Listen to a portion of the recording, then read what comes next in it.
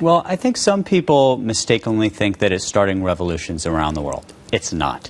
That said, it is putting very powerful tools into the hands of people. It's helping devolve power from hierarchies like big media companies and governments and putting it in the hands of individuals. So this is not just a case of the emperor's new clothes. We're not going to move on in a few years and forget about it. No, it's been 7 years. There are 200 million active users. There are 1 billion people using Facebook now. I don't think that it's necessarily one of these tools that's going to live forever, but certainly social networking will for at least the next decade or two. So how important a tool was it for Hillary Clinton?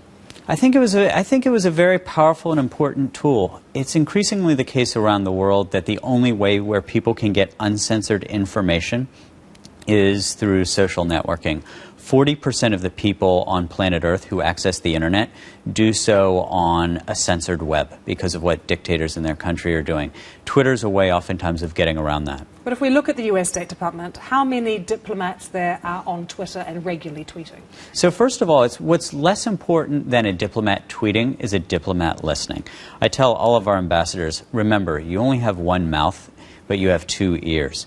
So sure, we have a couple hundred diplomats who are tweeting, but what's more important is giving them the opportunity to listen and learn from people who aren't usually sipping tea with them at the mahogany table. And was that a message that was well received? Because I probably have a slightly cliched view of most diplomats, but I can't imagine them being that responsive initially.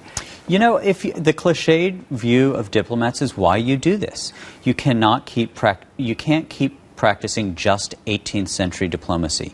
If you want to be effective, if you want to be, for lack of a more diplomatic word, powerful, then you better figure out how to use these tools. And so I think that most of them have come to understand that whether they like it or not, these tools are powerful. They better learn how to use them. Tell us more about what the State Department, your role in with the Syrian rebels was, because that seems to me like quite a practical solution that you offered them. Right. So in Syria, it's less about Twitter because it's really sort of a mess of propaganda on Twitter in Syria. There, it was more about helping people achieve secure communications. So Syriatel, the Syrian telecommunications company, is, for all intents and purposes, a wing of the Syrian intelligence service.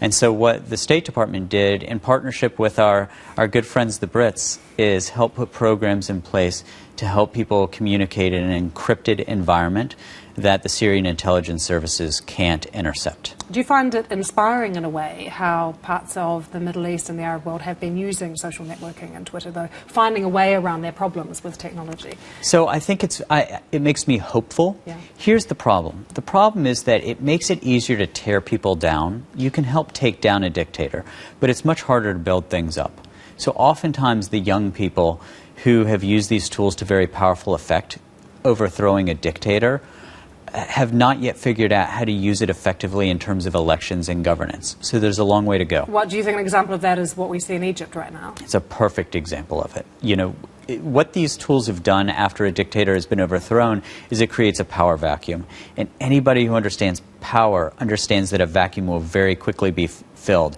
and that's how the Muslim Brotherhood got in. Okay, I'm interested to hear your views on what's happening here in Europe, because when you travel to the US, social media is just so widespread. Everyone's on Twitter and on Facebook. This is, being massively harnessed by companies. It doesn't seem to be quite the same here in Europe. Why is there that lag? It's different. It's different country to country. I think in Scandinavia, for example, it's quite strong. I think in Central Europe, it's less so.